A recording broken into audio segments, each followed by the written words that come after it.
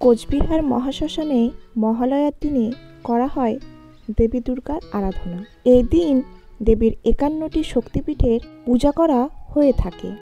যেহেতু অনেক মানুষই এই পূজা দেখতে আসে, সে কারণে এখানে ছোট্ট একটি মেলা অনুষ্ঠিত হয়।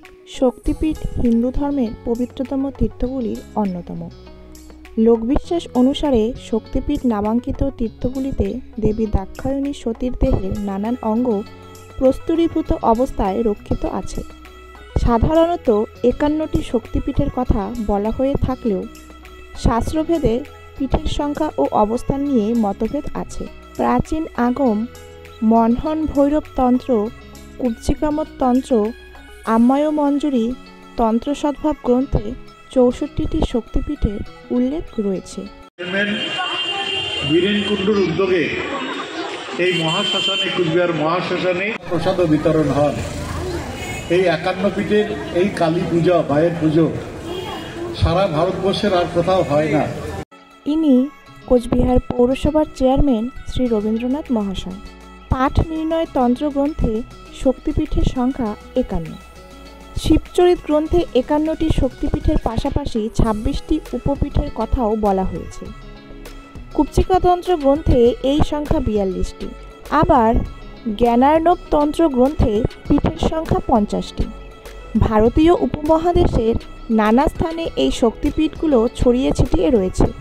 কলকাতার কালীঘাট, বীরভূমের বক্রেশ্বর, নলহাটি, বাংলাদেশ রাষ্ট্রের যশোরেশ্বরী, ভবানীপুর ইত্যাদি বাংলার কয়েকটি গুরুত্বপূর্ণ শক্তিপীঠ। কিংবদন্তি অনুসারে সত্যযুগে কোনো এক সময়ে মহাদেবের উপর প্রতিশোধ নেওয়ার জন্য দক্ষ রাজা বৃহস্পতি নামে এক যজ্ঞের আয়োজন করেছিলেন। কন্যা সতীদেবী তার ইচ্ছার বিরুদ্ধে যোগী মহাদেবকে বিবাহ করায় দক্ষ ক্ষুব্ধ ছিলেন। দক্ষ মহাদেব ও সতীদেবী ছাড়া প্রায় সকল দেবদেবীকে নিমন্ত্রণ করেছিলেন। মহাদেবের অনিচ্ছা সত্ত্বেও সতীদেবী মহাদেবের অনুসারীদের সাথে নিয়ে অনুষ্ঠানে উপস্থিত হন। দক্ষ দেবী মহামায়াকে কথা দিয়েছিলেন তিনি তার কোনো রূপ অপমান করলে তিনি তাকে ত্যাগ করবেন, কিন্তু সতীদেবী আমন্ত্রিত অতিথি না হওয়ায় তাকে যথাযোগ্য সম্মান দেওয়া হয়নি। অধিকন্তু দক্ষ মহাদেবকে অপমান করেন। সতীদেবী তার স্বামীর প্রতি পিতার এ অপমান সহ্য করতে না পেরে যোগ বলে আত্মাহুতি দেন।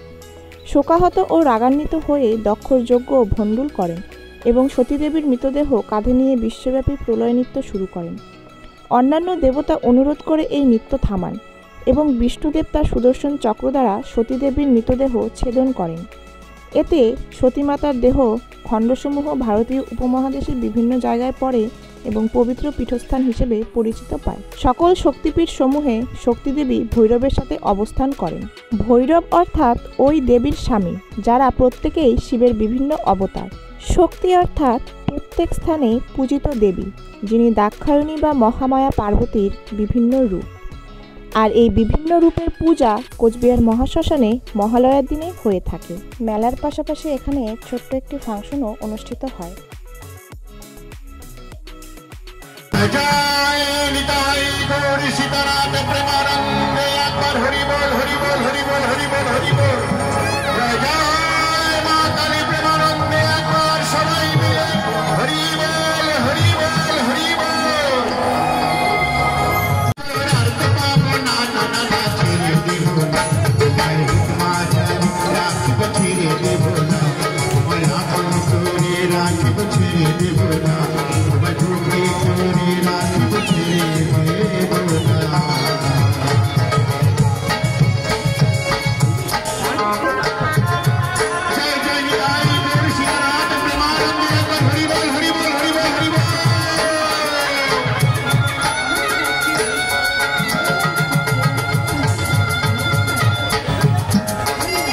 দেহখণ্ড বা অলঙ্কার অর্থাৎ সতীদেবীর শরীরের বিভিন্ন অংশ বা অলঙ্কার, যা শ্রীবিষ্ণু সুদর্শন চক্র দ্বারা ছেদনের পর যে স্থানে পতিত হয়েছিল সেখানেই মন্দির প্রতিষ্ঠিত হয়েছিল।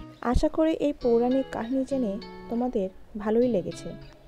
আর কারা আগের থেকে জানতে কমেন্টের মাধ্যমে জানাও। সকলকে জানাই শুভ শারদীয়া। সকলের দুর্গাপূজা ভালো কাটুক এবং আনন্দে কাটুক। যারা আমার চ্যানেলে নতুন তারা এই ধরনের আরও আপডেট পেতে চ্যানেলটিকে সাবস্ক্রাইব করে দাও। আর ভিডিওটি ভালো লাগলে লাইক অ্যান্ড শেয়ার।